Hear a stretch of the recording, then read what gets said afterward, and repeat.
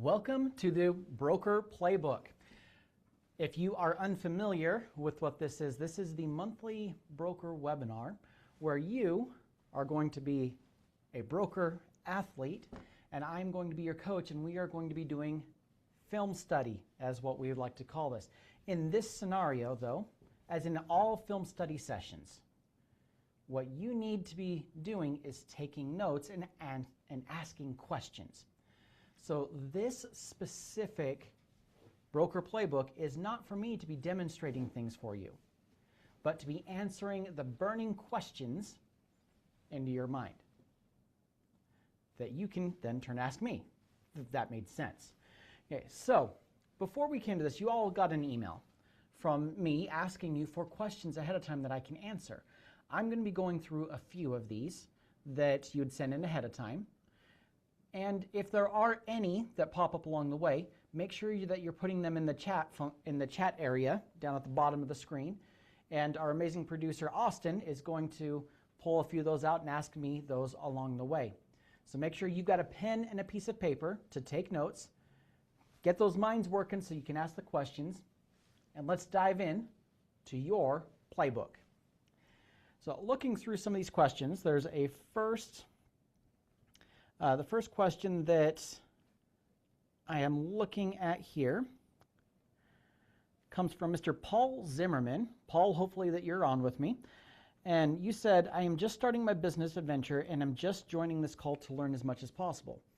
I do have some questions on websites that come with Dealio Pro, but that's not probably the correct forum for those questions. Well, I can tell you that while this is not the full forum, I can definitely give you some pointers about what you should be wanting to expect in a good website.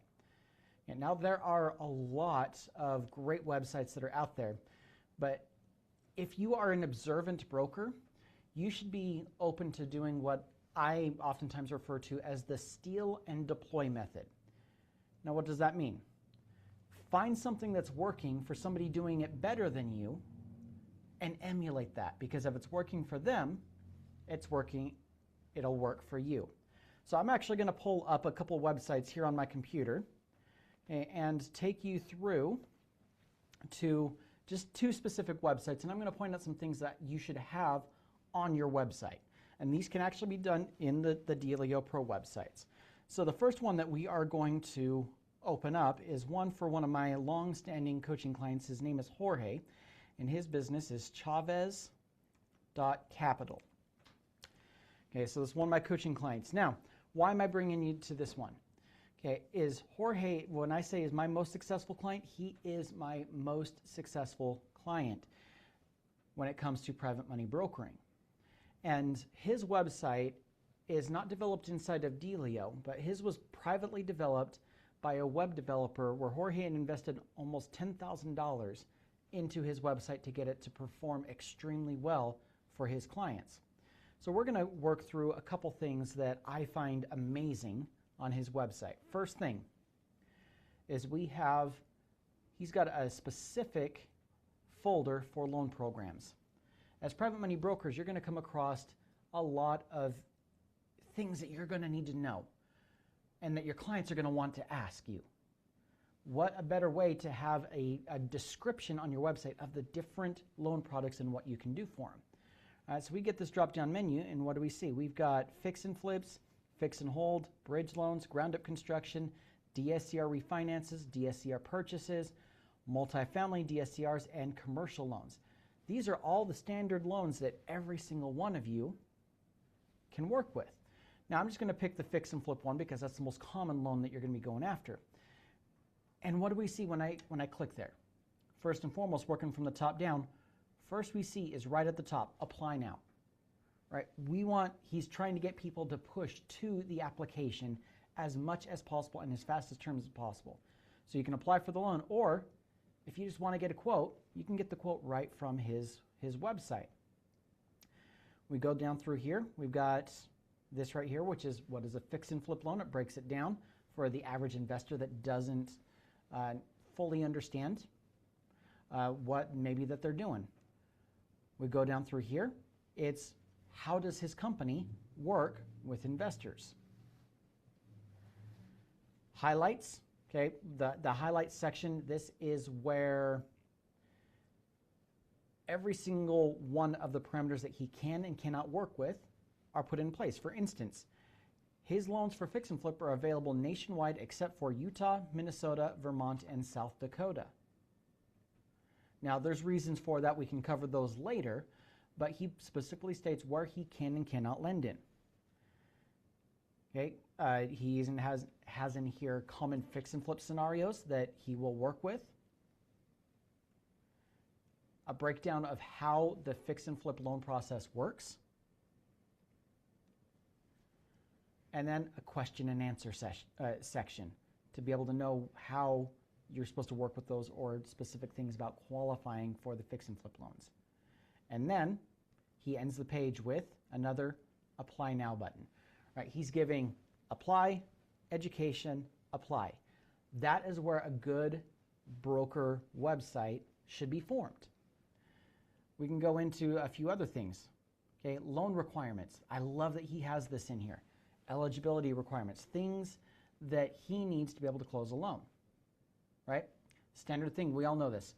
Private money brokers work with non-owner occupied properties. There has to be a clear exit strategy. There has to be a good credit profile. For him, his credit profile is 660 or up. For some of you, you might be willing to go lower, but he has set his hard level at a 660. And this is something I think a lot of that you guys should take note of, is if you get below that 660, 650 base for your credit score, all of a sudden the deals start to become more risky to a funding source like Cogo Capital and any other lender that you might be working with. So by having a high level floor, it's going to weed out the bad borrowers that are going to be bringing bad deals, or bad borrowers that are bringing good deals but can't finance them. So this is going to help you be able to do that. And I love that he's got that minimum here. Credit score note, disclaimers. He's got a breakdown of the different required documents.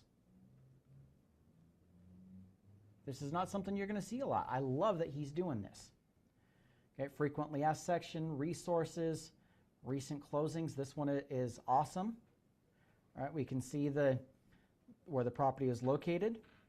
We can see how much the loan was and the average closing time. He's averaging, right off of these three, 12 days. So he can move fast. He's showing these things to create credibility, to create trust in these people. So if you want a very great website, go and check his out, emulate it, steal and deploy. But my favorite thing about his website is over here. You see this little drop-down menu. You have English and Spanish. If I click Spanish, it takes the whole entire website and turns it into a Spanish website. So if you are fluent in Spanish, maybe think about doing the same exact thing. Because I'll tell you, there's very few brokers that are out there that are bilingual. If you can speak multiple languages, maybe consider making a third language. Maybe you got Portuguese or German, right? Put those in there as well. It's only going to make you stand out. That's one of my favorite things about his website. Now, that's website number one. Website number two is mine. If you're going to have a website built inside of Dealio Pro by somebody here in our office, mine is the template that they use. Mine is the example of where they want to put your websites, because mine performs extremely well. Just this month alone, I've had over 3,000 visitors to my website, and every single page I track and people's interactions with it, and every single one of them is extremely high performing. Now, I don't have nearly as many breakdowns as what Jorge does, but there are certain things that I want to point out to you. First is right up front, very similar to what Jorge has. I've got a button to make it easy for people to reach out to me. They can contact me or they can get a quote right from the get-go. You want to make it easy for your clients to give you money or to reach out. You should never make it hard for them to figure out how to contact you. So right here at the very front of everything, you've got the contact us, get a rate quote right from the get-go. Another thing that I have that Jorge doesn't, that I'm going to talk with him about, is I've got this little chat widget that pops up on mine that'll say, what do you want to help with? I can say I want to start a loan. And what this is going to do is it's going to help me. It's going to take this person through the full entire chat and vet their deal for me right on this, right through this chat. A couple things in About Us section. A review section. Jorge doesn't have reviews on his versus I do on mine. You want direct links to your social media because you want your website to feed into your social media and your social media to fit into that. And then once again, another contact us page, making it easy for everyone to do their thing. Now, I just like Jorge, I've got a loan section where I'm breaking down the fix and flip, the commercial, construction, rental, and then I have a full entire section built in for specific applications. I've got an application built in for fix and flip, rental loan, commercial, new construction. Every single one of these is live that a person can fill out and send me the application right through my website. And then as you notice down here, my chat bot is saying to start a loan, reach out to us through here or send an email here. Now this is one thing that our producer Austin, this is something that he's been working on a while, trying to get this to work for a few other people. This is my pride and joy. Something that, as you guys all know, that I absolutely love, artificial intelligence, specifically ChatGPT. Through ChatGPT, I taught myself how to code. And in doing that, I created a deal analyzer that is built into my website that will tell me if a deal is a good deal or a bad deal, so I'm not wasting time with a borrower, or a borrower isn't wasting time on a deal that's not going to make him money. So I'm just going to put in here, let's say our purchase price is $100,000, our rehab is $30,000, and our rehab ARV is $152. All right, so we've got that in here. I'm going to hit the calculate button. Oh my God, goodness, this is a bad deal. And this person would lose $6,200 with a negative 3.92% return on investment. So what do I want to do? What do I want? We know that a good deal should make about $20,000 or more. So if I was to tell this person that, hey, this isn't a good deal, I'm not going to work with it, but if we can get your ARV to be closer to 200,000, turns my bad deal into a good deal. So this allows me to have the conversations with the clients to figure out how we can turn that, right? And just like everything, I've got apply for a loan now. Like Jorge, I've got my loan process through here. Now mine's not nearly as fun as his, but I've got an 8-page or 8-step process. And one thing I absolutely love to do is I love to scratch other people's backs. People that have worked well with me in my business, I want to provide referrals to them. So I actually have a partners section in here where people can go and buy notes, or if you are in the Nashville area, I've got these two amazing ladies that are real estate agents that sell homes to people that want to turn into Airbnbs. So I've got my website, look through here, and every now and then I'll put out a post that says, hey, check out our partners. Go to our website and see what they can offer you. So I'm showing that I'm willing to push things out there beyond just myself. A great broker should not hesitate to help other people make money, even if it indirectly isn't going to make them at the time. Because I can tell you this, I've sent multiple leads over to these ladies, and they've returned multiple leads back to me. And a lead that is referred or given has a lot higher chance of conversion than a lead that you source yourself. So think about that to add into your website as well. Now I could continue going through these things, but you're starting to get the point here, right? You're starting to get the point of the different people that you can work with. You're starting to get the different points of the different websites. What I wanted to make sure is with the websites in Dealio Pro, I'm going to tell you this, you can build any website that you want. There's plenty of tutorials about that, but make sure you're modeling it after something that is producing results. The two that I just showed you, amazing websites producing a lot of results. Okay, let's go through, scrolling down here. All right, we got Mr. Gary Gentry is asking a question about a VA, a virtual assistant. So Gary says, I have a virtual assistant who is making 100 calls per day. In almost 2 months has only generated 4 leads, of which really only 1 was legitimate. What can I do to reach more leads and then close them? Frankly, I'm lost at how to proceed. So this is a question that I actually get asked a lot on the average week. Probably a good 5 or 6 times on the average week is how do I get my more leads and how do I get my VA producing more? Well, the first thing that you have to understand, okay, is there is a phrase out there that talks about insanity. And all of you know what it is. The definition of insanity is doing the same thing over and over again and expecting different results. If your VA is making 100 calls per day and has only generated a handful of leads in the course of 2 months, there's a couple things that I can tell you is already going on. Number 1, they're calling the wrong leads. Number 2, they don't have the right process in place to handle those leads and to be able to work them through the process. Or number 3 is that they're just not giving enough value when they're leaving voicemails.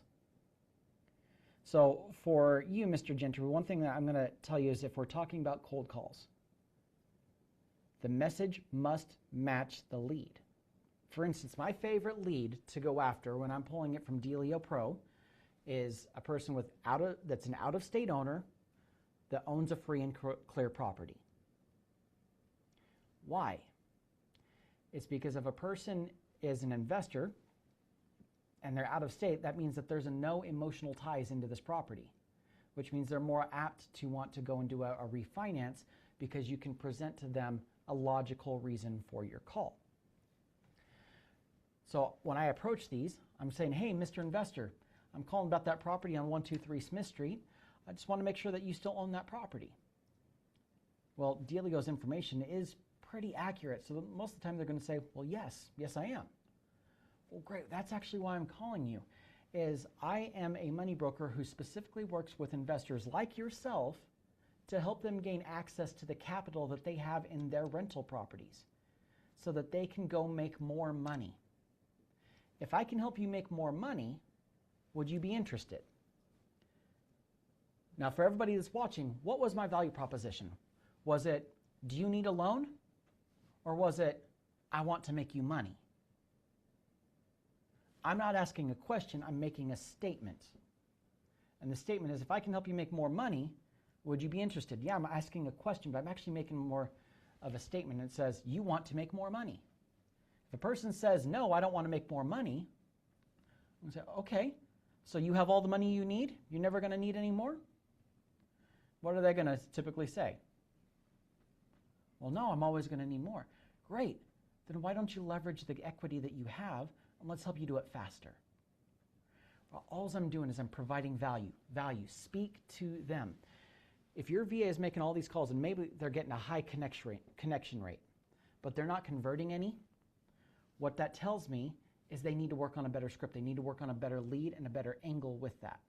If they're not talking with a lot of people, then their voicemails need to be better. Because oftentimes the voicemail people will leave is, if you're looking for a loan, call me back. Is there any value in that? If you're looking for a loan, call me back. No, there's not.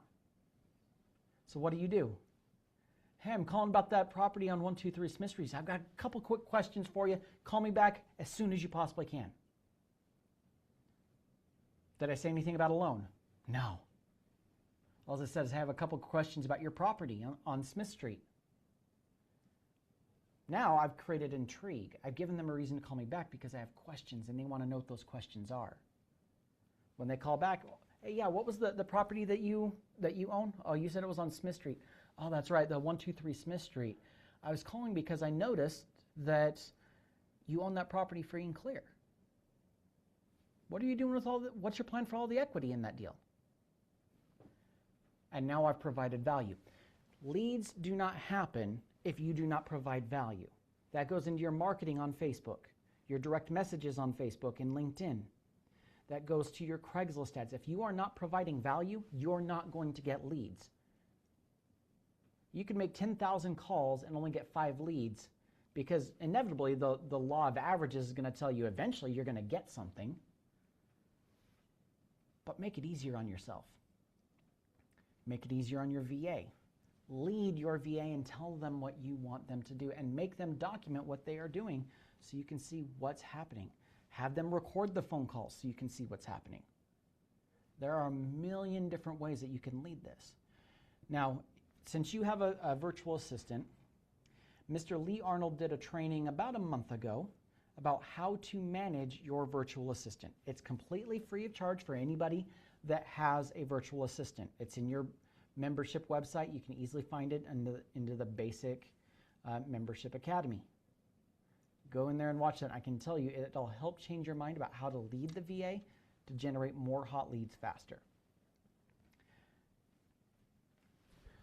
I've got a question from Alex.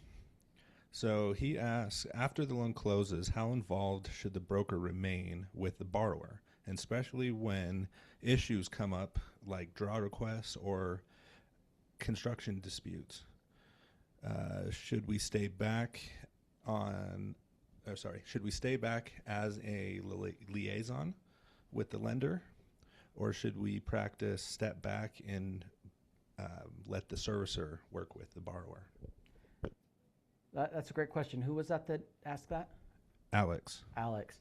So Alex, very, very, very great question here. So it's a multi-layered one, so I'm going to answer it in as concise manner as I possibly can. So first, you should always be involved with your borrower as heavy as possible. However, your job is to close loans, not to solve their problems. So if there's something going on with construction disputes, I would say you can be there to offer solutions and maybe help them make a new connection with a new contractor. Or if they're having issues with their loan, you need to be forwarding them to talk with the loan servicing company. You shouldn't be a middleman in between all there, but you can be a resource to help them connect. And that's the one of the things is if you can be that resource the same way you were when you got the loan and you got that to close, they're going to continue to come back to you, right? Your job as a broker has never ended. It just slightly modifies until you get that next loan out of them. So I want you thinking about, Alex, is reaching out every couple of weeks and, hey, how's it going? What struggles are you having? What struggles might I be able to help with? If they're like, well, I'm not having a good time with my general contractor. Okay, tell me why. What's going on? If it's just plain that the contractor is not showing up and doing the things that you said, hey, let me see if I can help you find a different one. If they're struggling to make payments, hey, let me have I can reach out to the servicing company and have them reach out to you, and we'll see what we can come up with, right? But never be the one that facilitates, only make the one that makes the connection. I think that'll help out a lot. So great question, Alex. Austin, do we have any others?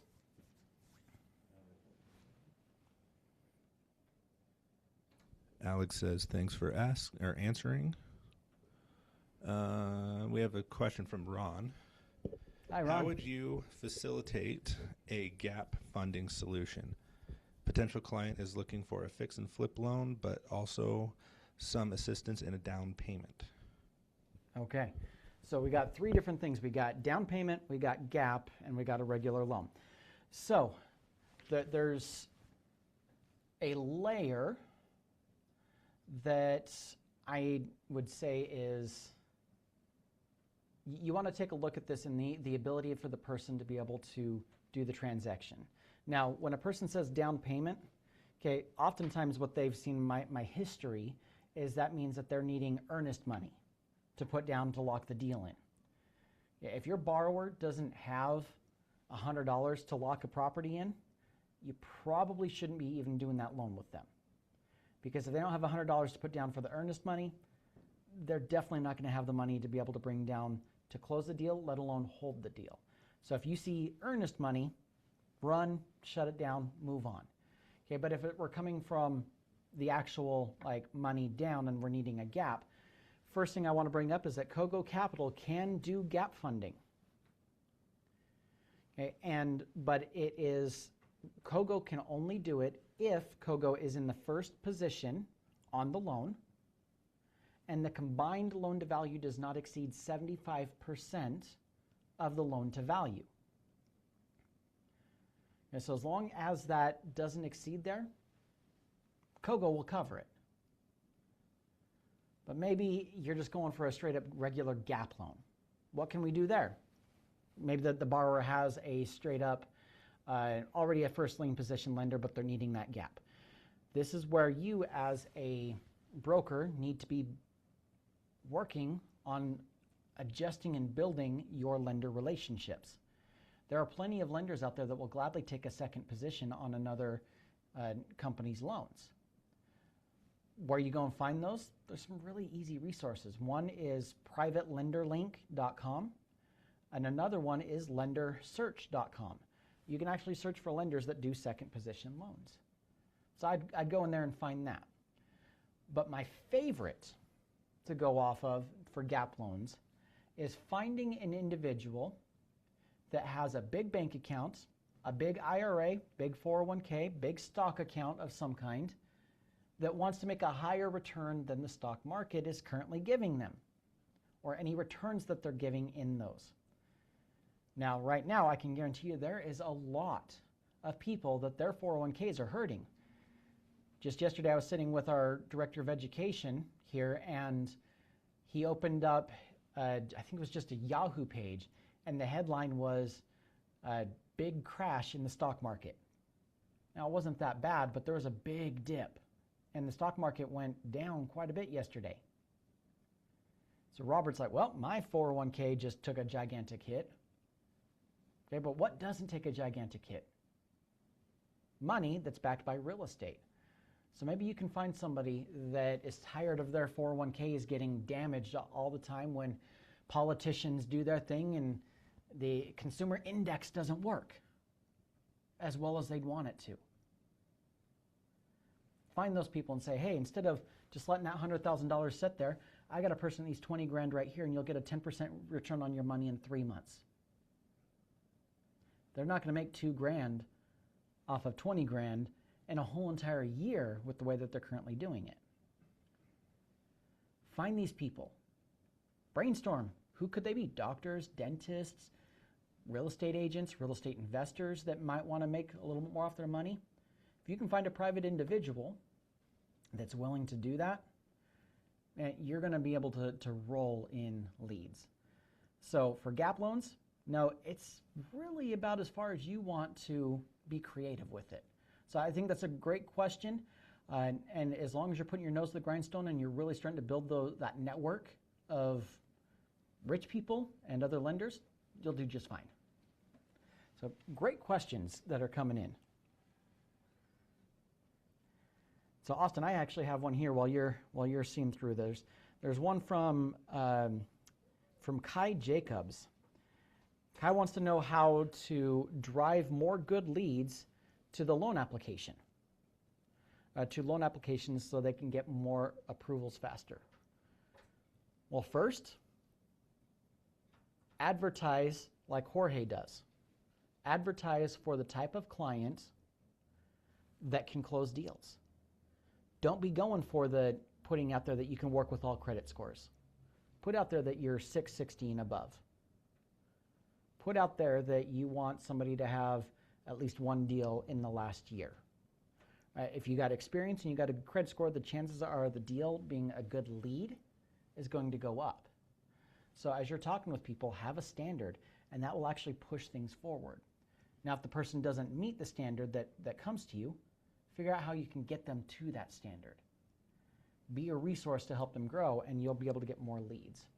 Another thing is that you could do is just get more leads to apply. Increase your marketing. The more marketing you do, the more leads that you're going to generate. The more leads you're going to generate, the higher chance you're going to have of having a good lead come into your pipeline. So either work on the quality by your advertising or work on the amount of advertising that you're doing. So great question there, Kai. All right, we've got a some time for just a couple more here. Austin, do you have any more?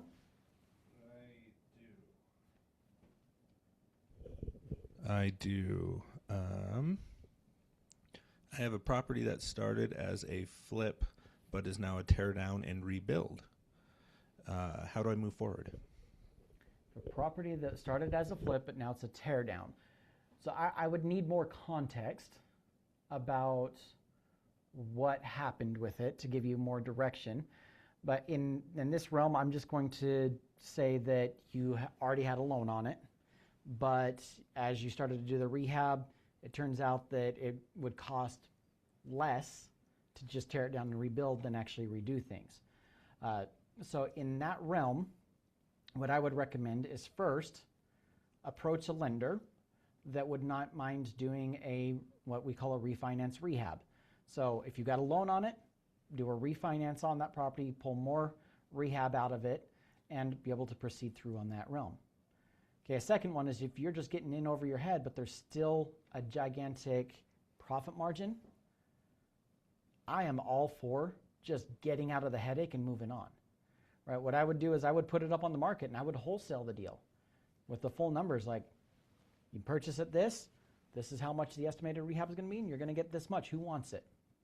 If you put it up and make $15,000 off of it, you still made a profit.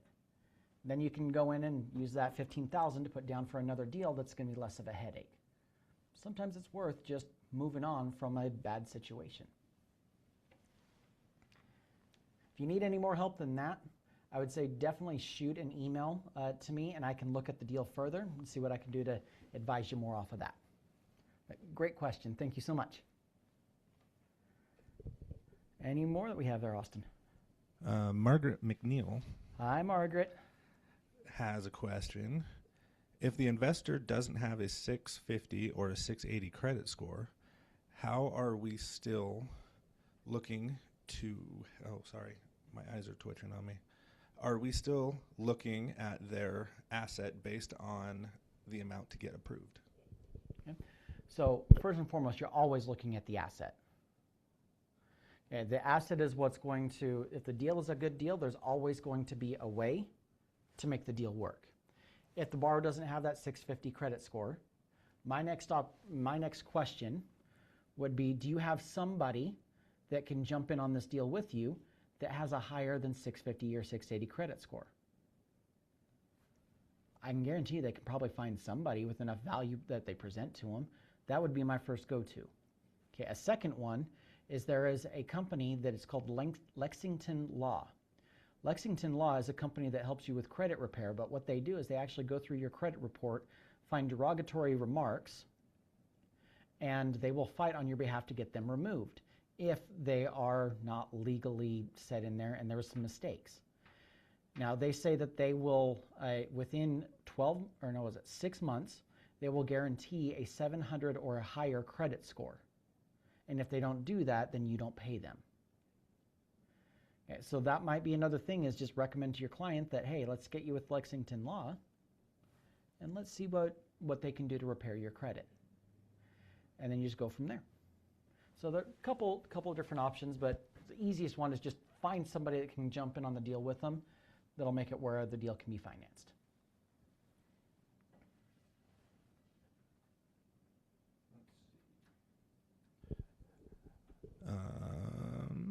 Sorry, they just keep coming in. Oh, I love more questions coming in. Lisa has a question. Hi, Lisa. I have a property that's... Oh, wait, no, we Already did that one. Alex has another question. On a fix and flip loans with 100% purchase and rehab financing, can borrowers receive an initial draw at closing? If so, how do the brokers request or structure that with the lender? So there are very few lenders that are out there that will do 100% of the purchase and 100% of the rehab. Cogo is one of those ones that will do it. However, there is not a lender that will do a draw that I am aware of right at the closing. There's one of the reasons why when you present a quote from any lender, you're going to see two numbers. The first one is cash to close, and then the other one is funds available.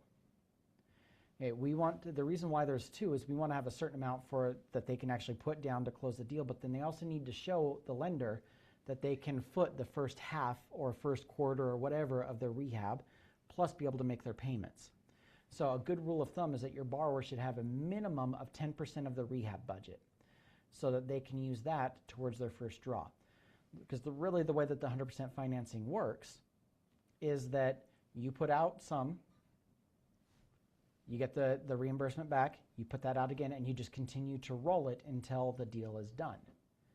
And that way at the end of it, when that final reimbursement hit, it's as if you didn't put any money down. This is the way lenders are going nowadays because we can't just trust people at their word anymore. This world is well beyond that. Long gone are the days where you can shake a person's hand, look them in the eye, and that be as good as gold. You're going to find out the longer that you're in brokering, the more people lie, and the more that we need to be able to put parameters in place to make sure that we get our money back. And you got to take into consideration that with your borrowers. So in this scenario, if they don't have the money, that might be a deal killer. So just like with my last answer, you might want to tell them, if you don't have this money, you might want to go talk with Uncle Scrooge to see if he can lend you the money for your first draw. And then try to help be a little more creative from there. Thank you for your question.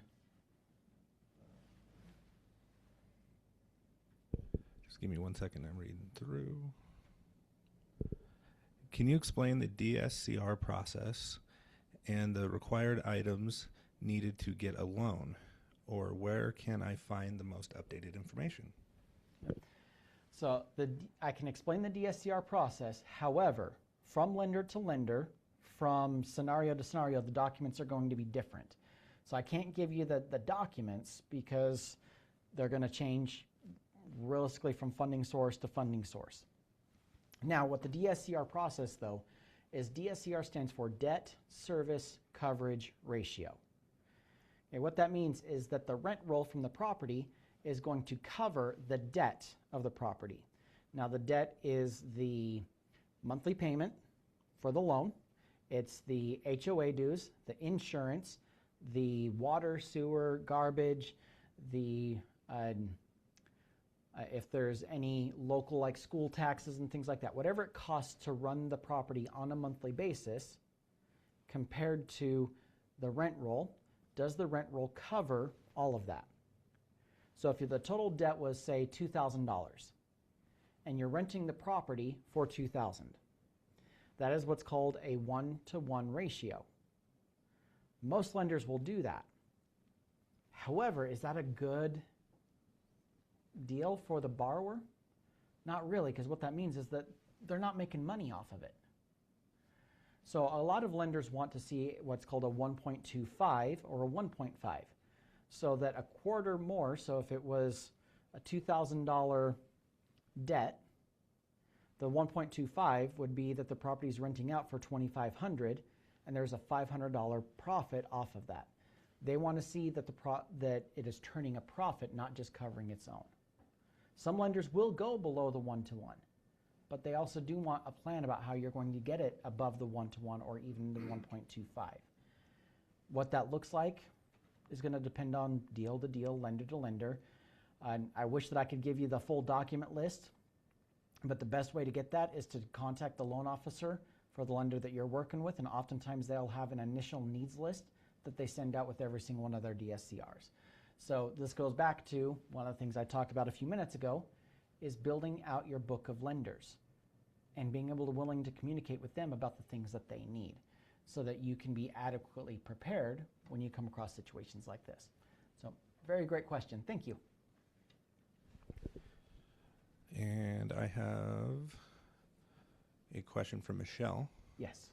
I'm having trouble understanding LTV, LTC, and ARV and their relationships to each other and how they each impact the deal approval. Yeah.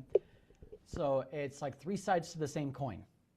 Okay, if you guys didn't know, coins actually have three sides. They have the top, the bottom, and then the middle, right? ARV is, yeah, Austin's sitting over here and like, there's a top, oh, there is. I just blew your mind, didn't I? So the LTC, ARV, LTV, right? It's just a breakdown of the different way to look at the numbers. So for instance, ARV, that stands for after repair value.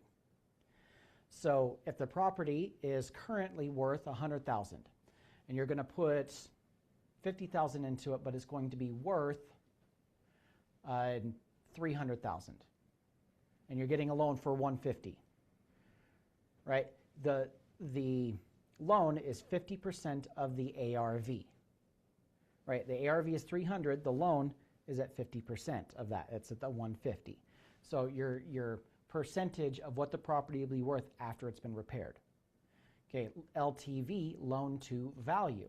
This is one of the most common things that you're going to find out there with a lot of lenders doing DSCR, rental loans, long things like that. It's the loan that you have compared to the value of the property. Easy numbers on this: if the property is worth $100,000 and you're getting a $90,000 loan against the property, then you are at a 90% LTV, loan to value, because the property is valued at 100, you're getting the loan to that. Loan to cost is in essence the same exact thing. What is going to cost for you to get into the deal versus what it's worth.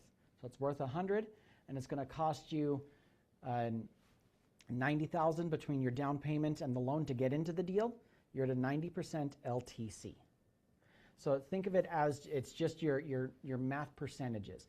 If you are a member of the Broker Academy, I actually have a document in there about TLAs, 3-letter acronyms, and they're all built around the real estate industry, and it actually breaks these things down really in depth. Another great thing for you to think about if you want a very more clear explanation than this is every single one of you knows that I love artificial intelligence. I use it to teach myself stuff all the time. So if I was you and you wanted a little even better explanation, put it into ChatGPT, exact question that you sent to Austin, and have it explain the differences. But maybe have it put it, and I oftentimes, I'm not saying this as you, but oftentimes I'll say, explain it as if you were going to explain it to a 10-year-old that is just trying to understand the differences. It's not going to use technical terms. It's going to use the different things to help you explain in a conceptual model that will help you understand. All right, so if you need a little more, put it in ChatGPT, but that's the differences there. Great question. Thank you. This is a good one. How do I get started? Is it even possible from Las Vegas, Nevada, where we can't use Cogo financing? Yeah. Great question. So I actually have a few of my clients that are in Las Vegas that I've worked with doing one-on-one mentorships. And the thing that I want you to remember is it's not where you are located that matters. It's where the deal is located that matters. So if you're in a state where you are not able to do deals in that state, like Nevada, for instance, then focus your marketing on a state that you can, like Texas, Louisiana, Alabama, Georgia, right? North Carolina, South Carolina, right? Focus it in areas that's predominantly the orange on the map, as we call it, because they don't have the requirements that Nevada does. So just focus your marketing on other areas until it opens up. Now, does that mean that you can't do loans inside of the state? No. What it just means is that Cogo's not able to. There are plenty of lenders that can lend inside of the state of Nevada that you just need to be able to find and see if they'll pay you a broker fee for it. If you can, that's going to be your lender for Nevada until Cogo opens ours up. And I can tell you our new Cogo director, his name is Andrew, he is wanting to be extremely aggressive in opening up more markets. Just a few weeks ago, we opened up Minnesota, which was just like Nevada, where you have to have a physical location to do business in the state. We're now working on the other states that we can't do that with, which is Utah and Nevada and Vermont, I believe. So in those states, just pay close attention. We'll be probably announcing those here soon. Thank you so much for your question. And can you please clarify the rules on new construction deals? I am interested myself, and I have interested contractors. Great. Okay, so new construction. This is where, depending on the funding source, it will change. Who is the money source will change what they have for parameters. The biggest things that you need to be aware of with new construction, or construction in general, is it's a very similar calculation to fix and flips, right? So in fix and flips, we have the ARV. In construction, I usually say it's ARC, or actually ACV, sorry. So we have ARV and then ACV. So after repair value, after construction value. So what the property is going to be worth after it's completed. You want to put that in that 70% range to allow for a really good profit margins. So that's the first thing. A new construction should have built-in profit margins into it. Okay, number two, to be able to do a new construction, depending on the funding source, okay, where the money is coming from, industry average right now is that to do new construction, the person that's borrowing the money has to have completed a minimum of one new construction inside of the last 2 years. Outside of that, the general contractor that is doing the new construction has to have completed a minimum of 2 deals in that same time frame so that you are able to show that you can complete the project. New construction is one of the riskiest loans that a lender can do, and this is the way that they do that. So for you, I would say find a contractor that's well experienced. If you are brand new into this, find a partner that has some experience in doing this to get your first deal done, and then branch out on your own. And then from there, just obviously make sure that the numbers are good.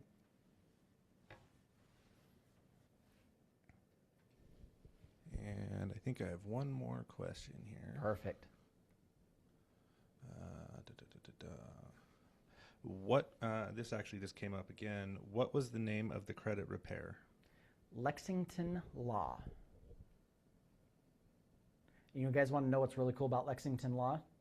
Is you can actually set up an affiliate program. So if you're a broker and you're coming across people that just have bad credit, you can set yourself up as an affiliate through them and refer people through a link to them. And if they sign up, Lexington Law will pay you a referral fee. So something to consider there is a little extra way to make money. And we're being asked, where is this replay going to be? This is so helpful. Thank you, Brandon. Okay. I'm glad that you think that it's been helpful for you.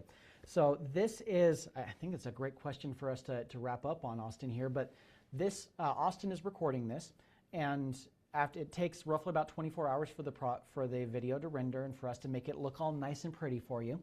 And then it's going to be hosted in 2 places. Number 1 is going to be your broker back office in the webinars tab. Or if you want to get it faster, it's going to be in YouTube. Austin's going to have it put up right in there in YouTube so you can access it a little bit faster as well. But if you want to be able to watch it on YouTube, you need to be able to like and follow that page so you get the notifications, so when it pops up, you can actually go in it and do that. So 2 places, YouTube and the back office. Now, with that being said, I think that is time for us to wrap up our film session. And then from here, I still, guys, want you to continue to ask questions. You shouldn't have to wait for a webinar to be able to continue to ask those. So if you got questions, make sure you're reaching out. Every single one of you should have my contact information, and I'm looking forward to talking with you guys again soon. Have a great rest of your day, everyone.